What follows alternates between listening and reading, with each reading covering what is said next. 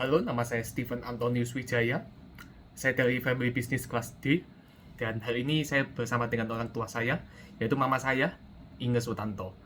Di mana family business kami ini adalah pabrik beras CV Sri Ayu Sejati. Jadi pada hari ini aku mau nanya ke mama, mungkin mama bisa menjelaskan leadership apa yang ada di family bisnisnya papa itu, pabrik beras itu, sama contoh ketika leadership itu digunakan tuh seperti apa? Leadership skills yang paling penting dalam menjalankan family business, dalam hal ini adalah pabrik beras, menurut saya ada 3 ya. 1, leadership yang kuat sekaligus memanusiakan. Ya, artinya kita harus punya prinsip, tapi kita juga harus berperi kemanusiaan, baik itu dalam menciptakan produk, memperlakukan karyawan, dan juga kepada supplier dan lain sebagainya. Yang kedua, leadership yang terbuka dan mampu beradaptasi dengan segala jenis perubahan, misalnya perubahan zaman, perubahan tren, dan perubahan ekonomi. Yang ketiga, leadership yang mampu untuk berpikir selalu satu langkah di depan daripada pelaku bisnis yang lain. Oke, contoh leadership yang kuat dan memanusiakan. Untuk bertahan dalam dunia beras supaya tetap diminati oleh konsumen, tentu kita membutuhkan leadership yang sangat kuat dalam menjalankan prinsip-prinsip usaha.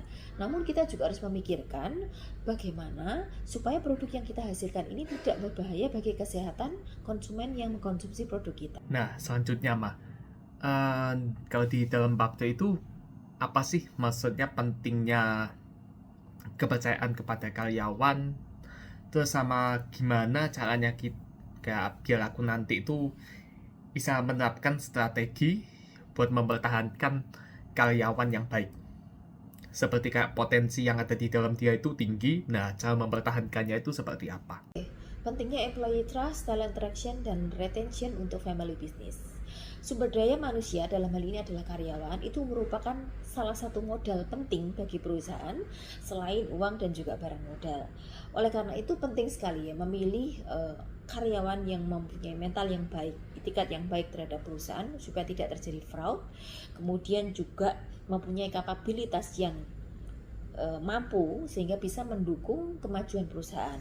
Selain itu, karyawan juga harus loyal terhadap perusahaan supaya kegiatan usaha tidak dipusingkan dengan pergantian karyawan.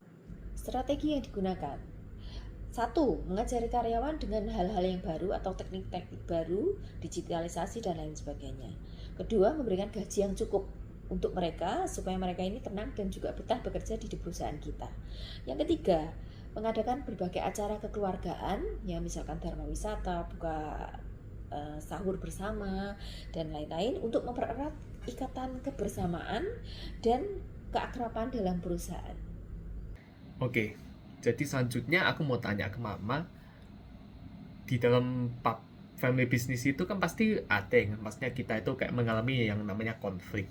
Nah, gimana caranya papa mama itu buat menangani konflik yang sedang kalian hadapi itu seperti apa, atau kejadian apa yang maksudnya yang mungkin pernah mama papa lihat gitu, kayak misalnya manajer tuh lagi tengkar sama kepala gudang atau mungkin sama mandor, kan maksudnya kan bisa itu kejadian-kejadian kayak gitu. Nah, kira-kira contohnya itu seperti apa mah, dan caranya mama mengatasi sama papa mengatasi apapun masalah yang kalian hadapi itu seperti apa? Konflik yang paling sering terjadi dalam family business adalah enggan beranjak dari tradisi atau prinsip-prinsip lama yang sudah turun-temurun dari kakek moyang kita dalam menghadapi perkembangan zaman sekarang ini. Tentunya sudah nggak relevan ya, karena sekarang zaman berubah, kita tidak bisa memakai prinsip-prinsip yang lama. Dan malahan kalau kita menggunakan prinsip lama bisa mengakibatkan perusahaan itu menjadi tersalip oleh perusahaan lain yang mampu mengikuti perkembangan zaman. Contoh di mana kita mengatasi konflik resolution ini. Dahulu kita menggunakan mesin-mesin yang lama, namun saat ini kita sudah menggunakan mesin-mesin yang berteknologi baru, yang lebih akurat dan bisa menghasilkan produk yang lebih baik.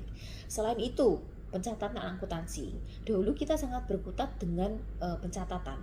Namun saat ini kita sudah melakukan sistem di mana pencatatan sudah dilakukan secara komputerisasi sehingga bisa dilaksanakan dengan relatif cepat, praktis, bisa didelegasikan dan tentu lebih akurat.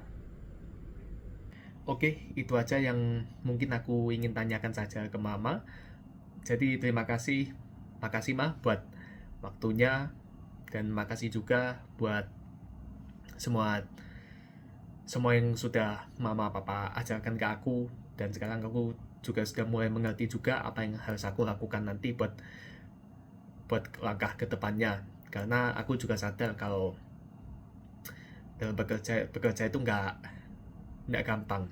Bekerja itu butuh kerja keras juga, dan kita juga harus memikirkan lebih dalam juga apapun strategi dan bagaimana cara kita menyelesaikan masalah yang ada dalam suatu perusahaan itu seperti apa. Oke, buat saya dari terakhir ada pesan yang ingin saya sampaikan kepada para penonton juga, dan ini juga perkataan ini berasal dari kakek buyut saya, di mana perkataan ini, kalimat ini sangat penting buat saya dan mungkin buat kehidupan kalian bekerja itu juga bisa. Jadi dia itu pernah bilang bahwa dalam hidup kita itu harus bersusah payah terlebih dahulu dan bersenang-senanglah kemudian. Itu saja dari saya. Terima kasih.